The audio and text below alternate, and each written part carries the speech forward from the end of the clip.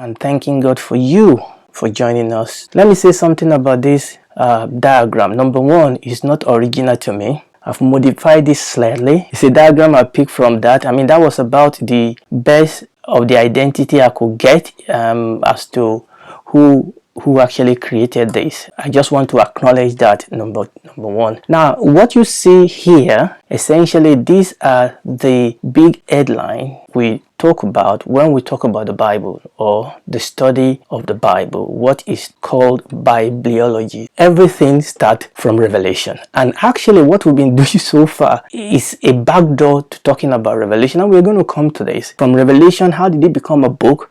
And how did that book travel to be in our hand? And this man, this is the Christian today, okay, with the Bible in his or her hand. But that Bible in your hand has gone through this process. And you see, the thing is that you will not understand the power and the glory of this Bible if you don't understand this process. And a lot of the attack that comes against the Bible, actually those attacks this process. And this is the reason why it is important for us to talk about this process. It's not just for head knowledge. Revelation, inspiration, transmission, translation, illumination, and interpretation, all that will impact on our understanding, receiving, and expressing the word of God. If we don't understand this process, or if we allow the devil to want to lie to us and said this process is broken. You know, there are two ways that the devil tried to attack this process. It's either to deny that there was any revelation at all in the first place. If that doesn't work, what he would then say is that, okay, yes, that is true, that God did communicate himself, that God did communicate something, but that somewhere in the process, things got broken down. Also, there are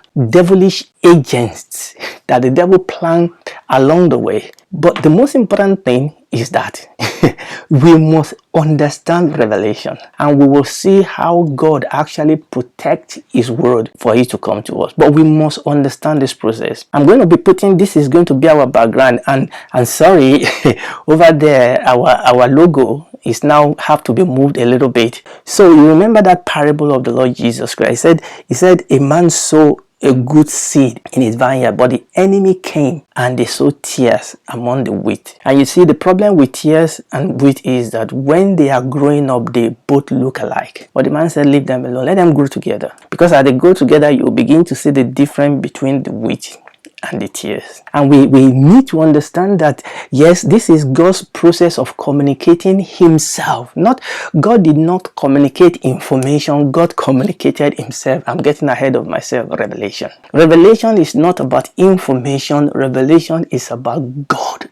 God communicated himself. God communicated himself, and we're going to come to that. The key is in Revelation, and that is what we've been dealing with. The Bible is a book of doctrine, and because the Bible is a book of doctrine, the Bible is a book through which God revealed himself. And because the Bible is a book of doctrine, we need revelation. We need inspiration.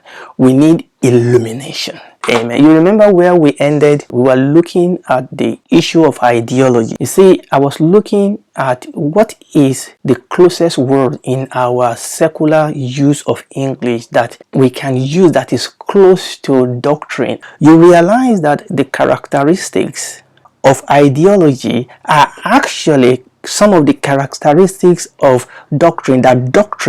Doctrine shares some characteristics that we see in ideology. When we look at ideology in the world, it teaches us something about doctrine in the church. And I was showing us issues about this ideology. I mean, history shows us that ideologies are powerful, that ideology rule the world. Nations have been ruled and ruined by ideologies. Life has been destroyed by ideologies, but also companies have been built, nations have been built by good and godly and Christian foundation or ideologies.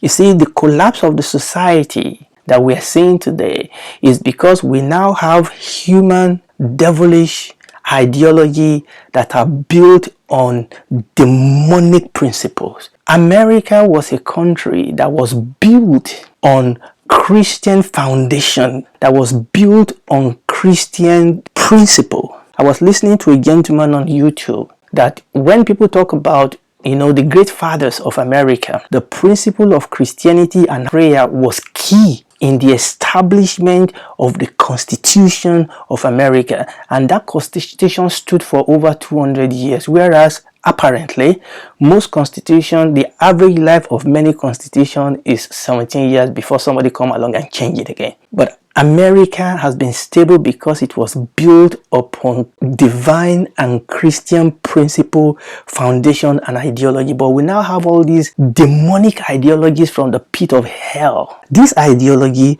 they are powerful. They rule the world. And this ideology are agent of life and agent of death. I'm just talking about secular ideologies now. Now, my point is this. Now, we've talked about how ideology became Christianity. My point is this. How much more? How much more divine revelation? Because what you see in the world is a counterfeit of the real thing. I think the problem oftentimes is that do we really believe what we say we believe?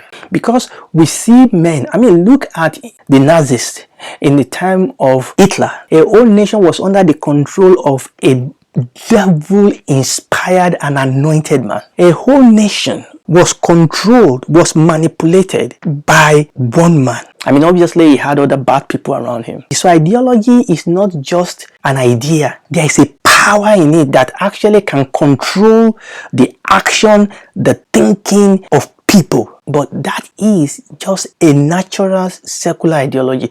How much more if you and I expose ourselves to something that is bigger and more powerful and more potent than secular, demonic, evil ideology, the very revelation of God himself. Now, this is my point I'm driving at today. If ideology can cause so much evil and so much good, if ideology can change nation, can destroy nation, people believe in a cause and they are ready to die for it. They are ready to kill for it. How much more if we come to know and understand the revelation of God? Revelation is bigger, more powerful, more potent than human ideology, than demonic ideology. But the thing is that are we possessed by it? That if we have that and we begin to touch revelation, we will change nations. And this is what the Bible calls faith. Revelation, birth, faith. Not a lot of what goes on for claim it. What was it that turned a Saul into a Paul? It was revelation. What was it that changed a Simon into a Peter? It was revelation. What was it that turned cowarding 12 apostles of the Lord Jesus Christ into men and women that were ready to die for Christ? Is revelation. Why did the church become cold? Why did the church become weak? Is because there's no revelation. Because the revelation was gone. The light was gone. We are not touching revelation. We are touching human ideology. We are not preaching revelation. We are preaching human psychology. We are not revealing. We are not experiencing God. We are just patting ourselves, petting ourselves, congratulating ourselves. Where there is no revelation, the people perish. We've seen the power of ideology in one hand, but that's a counterfeit. What about this power? In Mark chapter 4, I want to read very popular parable. The parable of the sower that sows the seed is very important. You know why? Number one, if you have a parable that is repeated or that is in all the three synoptic gospel, the synoptic gospel are Matthew, Mark, and Luke. It shows you how important that parable is. Number two is what the Lord Jesus Christ himself said about this parable. If I can go ahead of myself, I know many of you know the parable. When the apostles came to the Lord Jesus Christ and they said, look, why are you speaking to them in parables? And they asked for the interpretation of this parable. And the Lord Jesus says something that was very, very important. 4 verse 13. And he said unto them, know ye not this parable? And how then will you know all parables? If you don't know this one, how will you know all the parables? This parable parable is so important, is so central. The Lord Jesus said, if you don't know this parable, how will you know the parables? The only thing we preach out of this is money. But that is not what Mark chapter 4 is about. And the Lord Jesus Christ told us what this parable is about. Yes, there is principle of sowing and reaping in the scripture. But we must interpret the Bible according to revelation. It is the spirit of the age where we've turned everything on ourselves.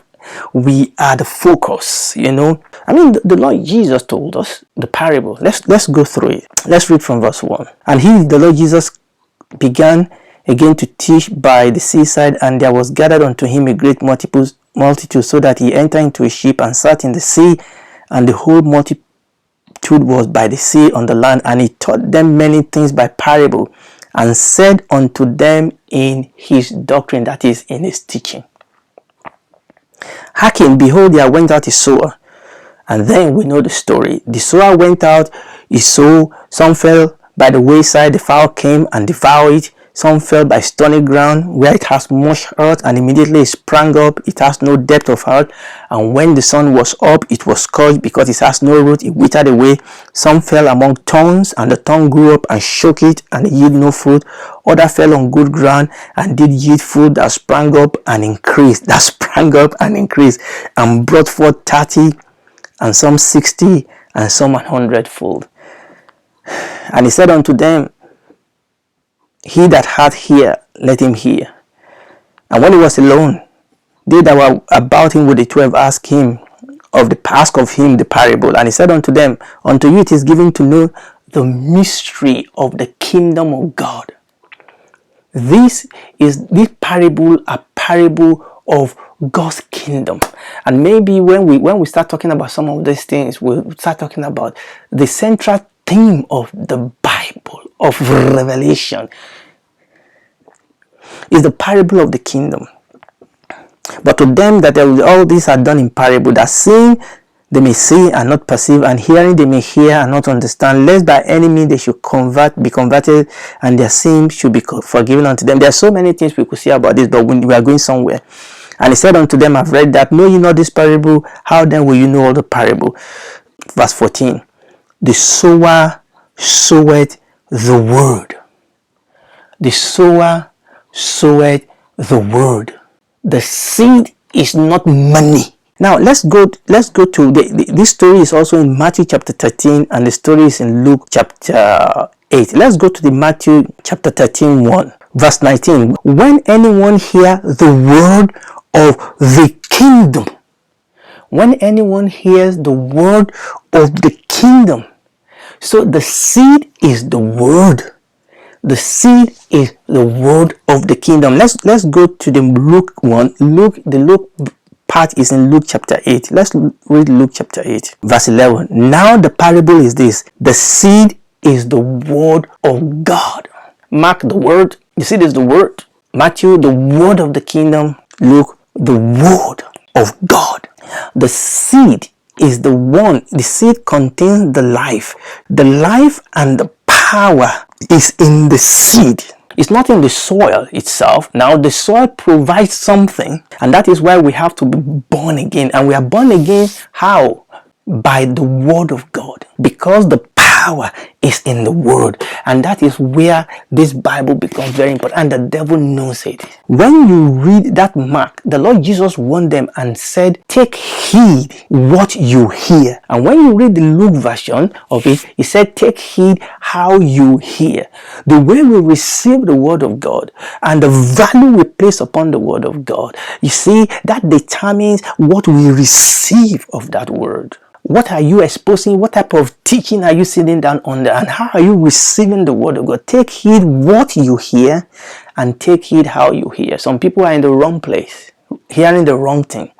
But some people are in the right place, but they are not listening. So what you hear and how you hear, both of them are important, and all of them are involved in this process. And what did we see here? The Bible says that if people hear the word and they don't understand, the bird came, the demonic entity comes, the demonic ideology comes and start the bird comes and take it away. And then we have the one that fell on the stony ground, and then the sun. So we have the bird, the sun, and the thorns. These are the forces that come to steal the world.